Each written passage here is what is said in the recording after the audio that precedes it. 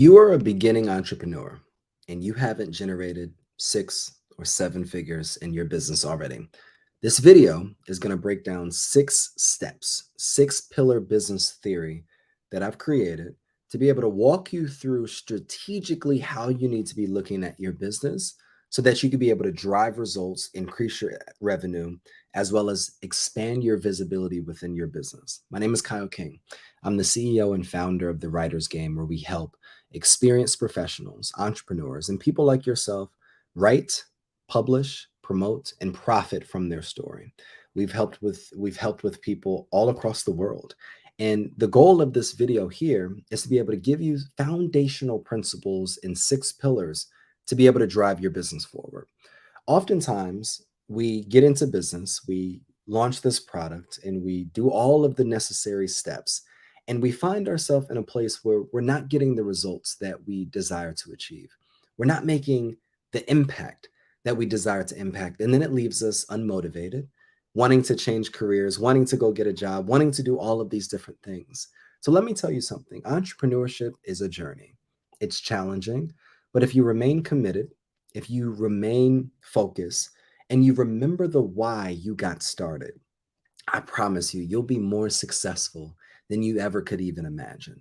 So let's get into the steps. Number one is to become a reputable specialist. Oftentimes, we are living in a day and age where people they have an idea, they launch a course, and they wonder why that course isn't making money because that course isn't in alignment with where you're an actual specialist. When we think about a specialist and not a practitioner, if you had a heart disease, if you had something going on in your body from a medical perspective, you would want to go see a specialist that specializes in that specific treatment area or area within your body. You're not going to go to the family practitioner to treat cancer. And a lot of times we have to understand what we're actually a specialist in by identifying your areas of expertise and where you strive to be the absolute best, and then look at the fact that your value is determined by the quality of work and the achievements and the results that you are achieving for your clients. So, what I want you to do, I want you to write down your experiences, your results, your achievements, your educational background, and then identify the specific areas where you believe that you're excelling and have a track record of success. Once we understand that being a specialist, a reputable specialist, is much more important than being a practitioner, this will allow you to get to step two, is defining the problem, the person, and the process.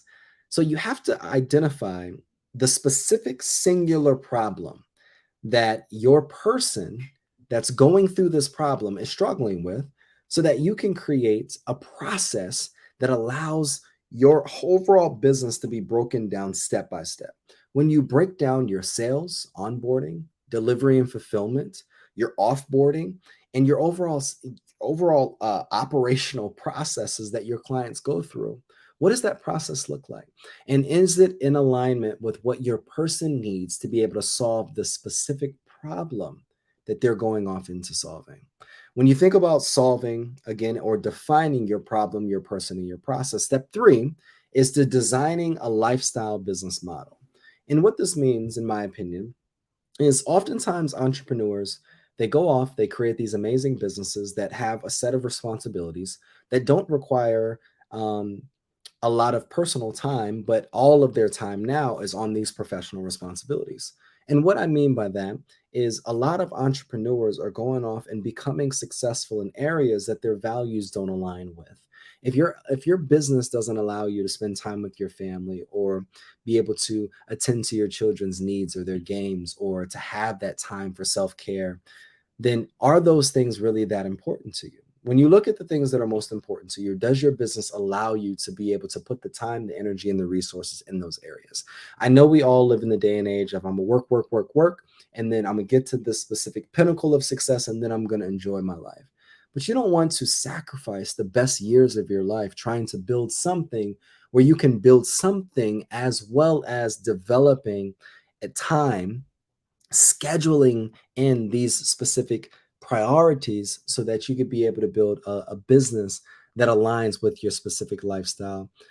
that you specifically desire. So consider the person that you want to be for your family, for your community, for yourself, and ask yourself what things need to be implemented within my daily schedule so that I can align the responsibilities in my business as well as the priorities specifically in my life as well. Okay. Once we understand that, the next step is to grow the lifetime value of your customer. What this means is to be able to create a suite of products or services that align with your client's journey and the transformation that you promise. Okay. So if your client spent only $30 from you or with you in a given year, their lifetime value is $30. But if you have something that's $30 and then you have them buy a course that's 1,000 in that given year, now their lifetime value is $1,030. So the more that you can get your client to spend with you, because we have to recognize in business that it costs less to upsell someone and have an ascension model of products and services rather than to go find new clients, then you'll be able to increase the lifetime value of your specific customer, and that will allow you to build $1 million business model. So I want you to group the different priorities or the problems identified in your specific client's journey. Once you group them, create streamlined offers that correspond to each and every stage of your client's journey. Once you understand how to create these offers, now develop a low tier, a mid tier, and a high tier price point for products and services that you offer so that you can continue to increase the lifetime value of your customer. Now, here's a quick hack. In regards to knowing your numbers, I've leveraged the profit first model. Um, if you're anywhere under 500,000, here's a quick hack for you. Number one, you want to be able to have a profit account that's 5% of your monthly revenue goes to. Number two is your tax account. 15% of your monthly revenue goes to that. Number three, your operating expenses. 30% of your revenue goes to your operating expenses. And number four is your owner's draw, is 50% of your revenue. Now, you can manipulate the numbers high and low depending on the operational expenses, but based upon if you made $1,000, okay, now you have specific percentages that you can break down so that you can make the necessary transfers so that you have money for taxes, you have money in your profit account, you have money in regards to grow your business from an operating standpoint, as well as owner's draw so that you can be able to run yourself on payroll as well. The fifth step, and we're almost there, guys, is market in spaces that can afford you. Oftentimes, we're so focused on Instagram and Facebook and LinkedIn and social media platforms, but we have to recognize that those platforms aren't the platforms that are going to allow my customer to be there and to purchase from me. When I look at the different offers that we have within the Writers Game, a $5,000 offer, a $12,000 offer, a $52,000 offer, most of the people that purchase our products and services aren't spending majority of their time on Instagram or on TikTok or on Snapchat. So those aren't three platforms that I'm going to spend majority of my time. When I look at the markets that invest in us, I have to now look at those markets and now produce more marketing material for those markets or show up as the business owner, as the face of the organization in those specific places.